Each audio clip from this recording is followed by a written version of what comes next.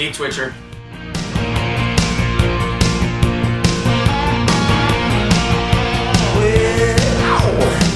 Rock the cradle of love.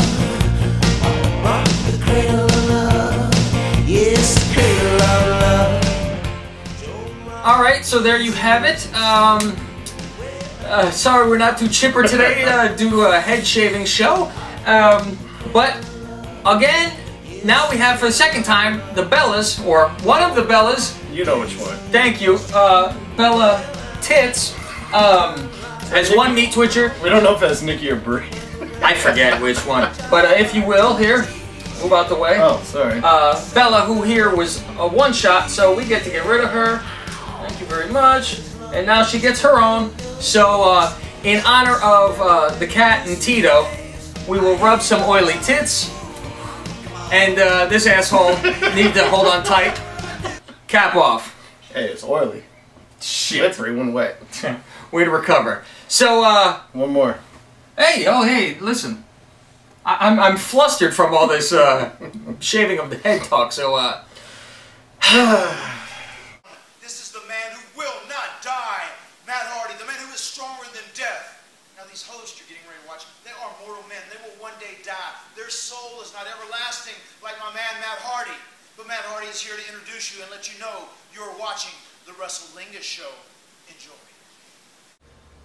it's the Wrestlingus show. I'm still pretty boy for the time being. Yeah, I was going to say, after today... Listen, I'm gorgeous regardless of what happens. You saw when Pitt buzzed his head for Fight Club. Thank you.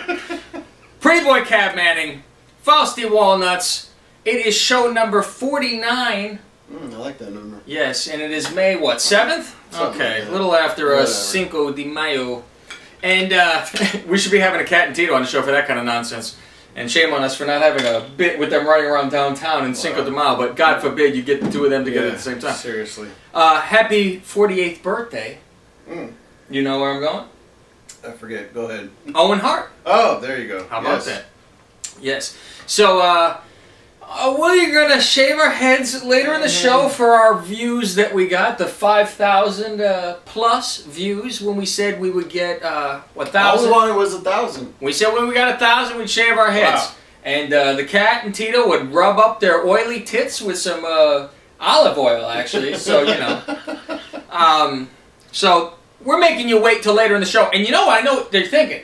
Just fast forward this show to the end. But the problem is, if you hit the end, you'd see us bald. When I would like to see these things, I would like to watch it happen. Yeah. I don't want to get a... You don't want to see the money shot. No, I don't want want to see the foreplay. I want to see, yeah, because I'm going to give you a good, you know, cut job and, you know, make it all goofy, and you can give me the George Costanza or whatever we do. So, anyway, on with the show. The first thing is our trivia that we will give you at the end. And it is, who came up with the Sting Crow idea for creative?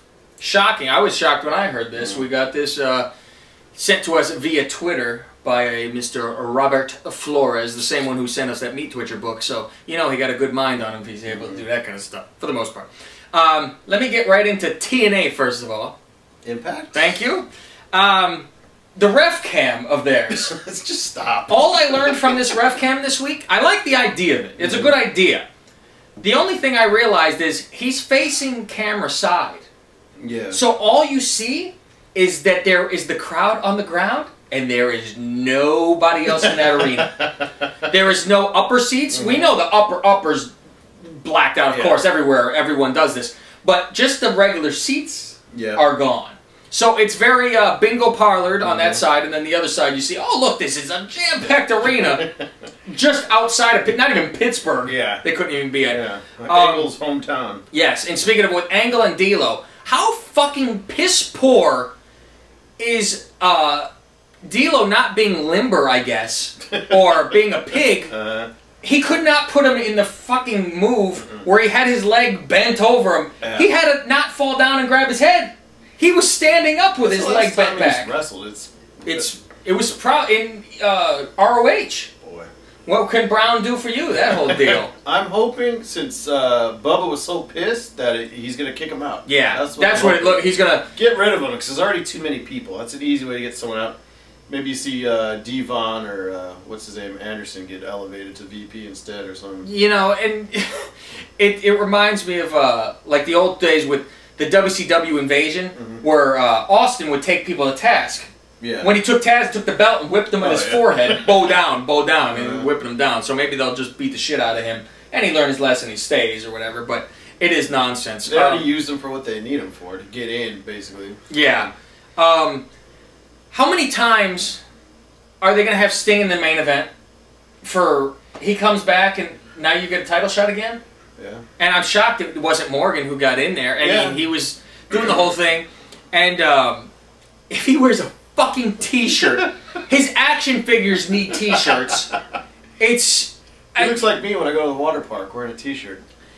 You know, at least if you're going to hide it, have a little pride and have it made into your outfit. He could have his outfit. Like his Hall of Fame t-shirt. He's got his from a year ago. He could still have his. He's still got his normal little leotard underneath. Yeah. You could have something built into where it's long sleeved out. Where Kane went long sleeved for a while. Something. But take a look at this picture. We'll put it on the screen here. You tell me the torque that is put on this man's back. What torque? Exactly, and them bullshitting it and saying, "Look, he's in pain. He passed out from the pain, where his back is completely." And this thing just falls on him and sits on his ass, holding his legs. Yeah. But his back is so messed up. So you see how that looked. And shitty is what it looked. Let's go to our bone list. This time you could hear the bone list. Never mind the last. Put it in. Make sure you put it in this time. Hopefully. All right. So who do we have this week for a bone list, Mr. Walnuts? We're gonna go with Miss Dumas, as Matt Hardy used to say. Dumas. Amy Dumas, Lita. Thank you. This is a good bone list. We all know. I would think. I don't even know what the fuck it is, but I would just from knowing rumors, it should be a good I got bone a couple minutes to throw this together. We all know Matt Hardy. We all know Edge. She's currently with CM Punk. Yes. Apparently in her ECW days, she was with Steve Corino and Danny Doring. Really? Yeah. Corino. We know someone who knows Corino. There are rumors. Now, these are rumors, but the urban legend has it that she used to sleep.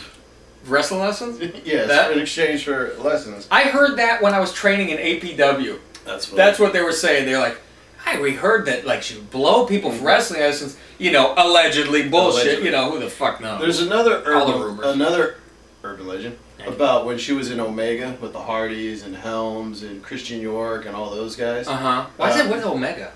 It was like their own little group name or bullshit. Yeah. Okay. There's an urban legend about a gangbang in the ring with all of them.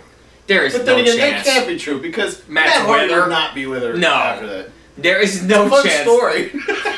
Don't let the facts get in the way of a good story, as they say. Well, you know, so that's what we got. So yeah, I didn't know about the whole Corino deal, and Corino's a young guy. I'm sure there's some other guys in ECW she got down with. Hey, listen. So Miss Congeniality over there. Oh, Miss Congeniality. I forgot all about that shit. Where she was picking her toes and all that shit. I completely forget about her back in those ECW days. Then shit. She got her tits and started coming out with S.A. Rios. Where they would walk across the stage and high-five each other and point to the crowd. S.A. Rios. Right, that was horrible. Yeah, so. We'll go to Raw and all the WWE happenings of the week. One of the best lines of the night. See, you missed this. You missed it because I said something to you on, not Twitter, but texting you, and you said, "What are you talking about?" I was taking a shit. So he's on a shit break. I was taking a shit. They're talking about Caitlyn getting these text messages. Who are these text messages from? What? She loves the text messages. Yeah. She really gets off on getting these text messages. So JBL says, "Is Brett Favre texting Caitlyn?" That is awesome. That is awesome. So I was like, why does she like the text messages? So anyway, what I laughed about and I texted you about was the Usos and Kofi versus the Shield. Ryback couldn't beat them. Cena couldn't beat them. And with Sheamus. Those three couldn't beat them. Yes. Hell no, they can't beat them. But we're to believe Usos and Kofi is going to win this. Okay. Cesaro, now all of a sudden, he's in the Truth Commission. Yeah. He's coming out. Bray and You know, hey, okay. Hey, let's hope he's back to his winning ways. Yeah, and here's no yodeling, thank God. Here's a problem I have with you. Got to be careful who you make jobbers and who you put on the jobbing streak, because they have done to Kofi so much that now I don't believe anything. Yeah. And it's like, I don't buy that he can win. He's a champ now, and I don't buy shit. Like 4 or 5 months. He hasn't won a match on TV. And now he wins the U.S. title. That doesn't count. Yeah, don't watch that. Forget it. Like we hear in the house shows, the Shield loses. Yeah. It doesn't count. It's not on TV. And we had the whole Triple H office built from IKEA. And I love that Brock breaks the frickin' sledgehammer into the desk. But I thought it was pretty good that they smashed the shit out of everything. And what I thought was odd was when they were showing the pictures of Lesnar, and the only reason I noticed this, because I was like in shock by it, was Lesnar's at his desk, and they're showing pictures of it. Oh, what happened? He's breaking this and that. He was sitting at a desk with an Apple computer. In Triple H's office, they had some generic shit computer. But in the other offices, they had the Apples. And I'm like, we're not ruining it. Because I keep going, oh man, I know you're rich, but my God, it hurts to do. Oh! So I enjoy them breaking up the office. That's fun. Yeah, that was different. Good. Yeah, different. I like them going on location to do things like that. Even though we learned that the offices have no security over there, so they're relying on employee cell phone pictures uploaded to Twitter. Thank you. And I note that there is one, this is the only manager in the history, I think, ever, and this goes including Bobby, who is the greatest of all time, that the one time you don't really care about the wrestler not speaking for himself, you can listen to Paul. Oh, yeah. He's so goddamn Paul and Paul yelling at each other the whole time is like, it doesn't even cross your mind, it's not the wrestler. Yeah. With everyone else, you'd be like, fuck, I don't care. But Heyman is so good, and I think the fans take to him so much that I hope that when Brock does leave or whatever, that they keep Paul around because he's that good. Yeah. He's scary good. So that's pretty much what it has to do with. So this week, and that's it. Sadly now. Is that time already? You don't want to talk about SmackDown? About Dolph Ziggler tapping out on SmackDown? I don't really care. We should just keep going for hours at this point and see how long of a show we can do. But we got to get down to business here. So, if you will, get in position and we'll be right back. That sounds fucking gay, but... It did. Alright, we'll see you in a minute. Alright, I don't know what the fuck we made this deal for. I'm just glad I'm not going first. Yeah, fuck you. If you back out, I'll fucking kill you, motherfucker. Fuck. This will be the last time you see this asshole on the show. You'll see Leland Yao hosting next week with a bald head is what you'll see. Exactly. Alright, here we go. You ready? Yeah. I'm going to start right here on the side. Well, we should go to the front, I guess, first if we're going to fucking go. Alright? Now wait a minute. What? I got an email this morning from somebody. Play this email. Hello, Cabman. You must be wondering why I emailed you this morning. It's because, unlike you, I have a conscience. And I have a confession to make. You see, I hired an elite group of hackers to infiltrate your YouTube account to up your views. You went from 67 to over 5,000 within 24 hours because I made it happen. Your emotional high this week, your celebration, was all for nothing. A detailed report has been attached to this email to verify everything that I'm saying. Sorry, Cab. Sorry, Boss. Once again, the show Jorge Parra wins. And the guys over at the Wrestlingus show lose. Now listen, you see these stats that we put on the screen here, and they say that there's an unknown region of parts unknown. Parts unknown, and so if you, Ultimate Warrior's watching it, 4,000 sometimes. Yeah. And if you see, these are spam bots, obviously. We can't go from 200 views to 5,000. And we would accept them if they said United States in them. There's what? How many for United States here? And then we have a couple Russia and our girl in Germany, of course. But Parts unknown, and what you want to look at, I wouldn't even have cared. If it said parts unknown, fine. I don't care. It's unknown reason, whatever. I'd still do this. The problem is where you say how many minutes on average are viewed, and it says 0. That means it is spam and it is bullshit. So, we will not be shaving our fucking heads this week, and we will shave them if we get a legitimate fucking 1,000. But for a bullshit spam fucking bot-ville, that's not fucking happening. So fuck you, Jorge Parra.